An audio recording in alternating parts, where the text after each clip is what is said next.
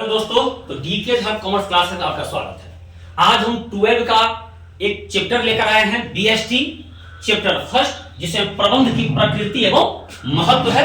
जिसमें हम सबसे पहले पढ़ेंगे प्रबंध क्या है, उसका परिभाषा पढ़ेंगे, मतलब मैनेजमेंट। किसी भी काम को करने के लिए एक बेहतर मैनेजमेंट की जरूरत होता है, कोई भी छोटा काम हो या बड़ा काम हो। तो प्रबंध का अर्थ उस प्रक्रिया से है जिसके अंतर्गत किसी भी काम को करने के लिए नियोजन, संगठन, नियुक्तिकरण, निर्देशन और नियंत्रण को संपन्न किया जाता है। अगर नियोजन, सबसे पहले हम कोई भी बड़ा से बड़ा या छोटा से छोटा काम करते हैं, सबसे पहले हम नियोजन करते हैं, फिर संगठन बनाते हैं, फिर नियुक्तिकरण करते हैं, निर्देशन और नियंत्रण को संपन्न किया जाता है, वही प्रबंध है।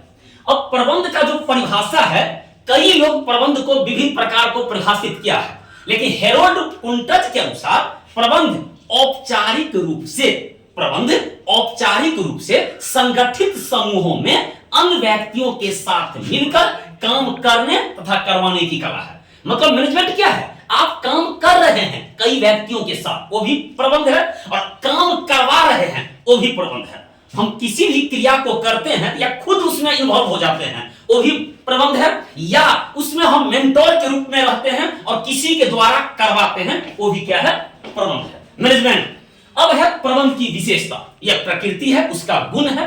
तो प्रबंध की जो विशेषता है, फीचर ऑफ मैनेजमेंट, जिसमें पहला जो पॉइंट आप देख रहे हैं, प्रबंध उद्देश्य प्रधान प्रक्रिया है। आप पॉइंट को जब समझ जाओगे, एक एक पॉइंट को अगर समझ जाओगे, तो डिटेल आप अपने मन से भी कर सकते हो। तो प्रबंध उद्देश्य प्रधान प्रक्रिया है। मतलब जब तक मनुष्य के सामने कोई उद्देश्य नहीं, अगर कोई पागल आदमी है, उसको कोई मैनेजमेंट की जरूरत नहीं पड़ता है। इसलिए मनुष्य के सामने कोई न कोई उद्देश्य होना चाहिए। अगर मनुष्य के सामने कोई न कोई उद्देश्य है, तो उसको प्रबंध की जरूरत पड़ेगा। अगर मनुष्य के सामने कोई उद्देश्य नहीं है, उसके प्रबंध की जरूरत नहीं पड़ेगा। प्रबंध सर्वव्यापक है। सर्वव्यापक मतलब है, चाहे वो व्यावसायिक क्रिया हो या गैर व्यावसायिक क्रिया हो, सभी में प्रबंध की जरूरत पड़ता है। प्रबंध सतत प्रक्रिया है, कंटिन्यू प्रोसेस है, एक के बाद एक की जरूरत पड़ता है। अगर एक काम को आज हम सफल किए हैं, तो फिर दूसरा काम तैयारी कर लेते हैं। इसकी आवश्यकता बार बार होती है। सतत मतलब होता है लगातार होता है, कंटिन्यू होता है। ये नहीं कि आज एक मैनेजमेंट सफल किए हम निश्चिंत हो गए। तो प्रबंध एक सतत प्रक्रिया है।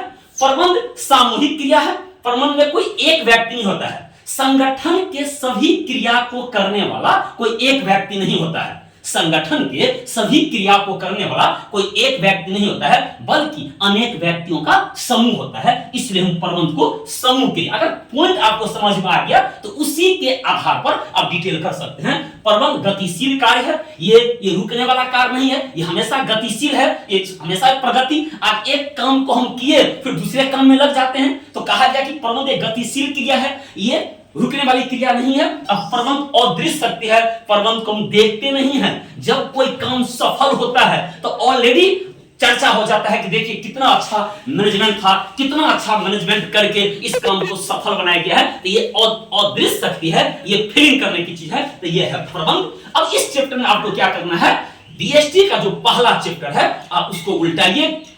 पहला जो चैप्टर बुक का है, उसको उल्टाइए, उसको भी आप नोट्स के जरिए खुद एक नोट्स बनाइए, जिसमें प्रबंध मिलेगा, प्रबंध का विशेषता मिलेगा, प्रबंध का उद्देश्य। तो उद्देश्य में है व्यक्तिगत उद्देश्य, जिसमें सिर्फ व्यक्ति का उद्देश्य पूरा होता है। संगठनात्मक उद्देश्य, जिसमें पूरे संगठन का उद्देश्य पूरा होता है। सामाजिक उद्देश्य, ऐसा कोई काम समाज में किया जाता है जिससे समाज के हर लोग उसका फायदा उठाते हैं, वो सामाजिक उद्देश्य होता है। व्यक्तिगत उद्देश्य है कि अगर किसी कंपनी में हम काम कर रहे हैं, अगर मेरा सैलरी बढ़ रहा है, तो सिर्फ मेरा उद्देश्य से पूरा हो रहा है, इससे समाज को कोई लेना देना नहीं है। संगठनात्मक उद्देश्य कि अगर किसी चीज का संगठन है, कोई मजदूर का संगठन है, कोई वकील का संगठन है, कोई डॉक्टर का संगठन है, कोई टीचर का संगठन है, और उस संगठन के लिए कुछ फायदा किया जाता है कंपनी के द्वारा या कोई गवर्नमेंट के द्वारा, तो उस संगठन में जो जो लोग हैं, सिर्फ उनको फायदा होता है, बाकी सबको फायदा नहीं होता है। और सामाजिक उद्देश्य में अगर समाज के अंतर्गत कोई काम किया जाता है, उसमें समाज के हर एक आदमी को, छोटा बड़ा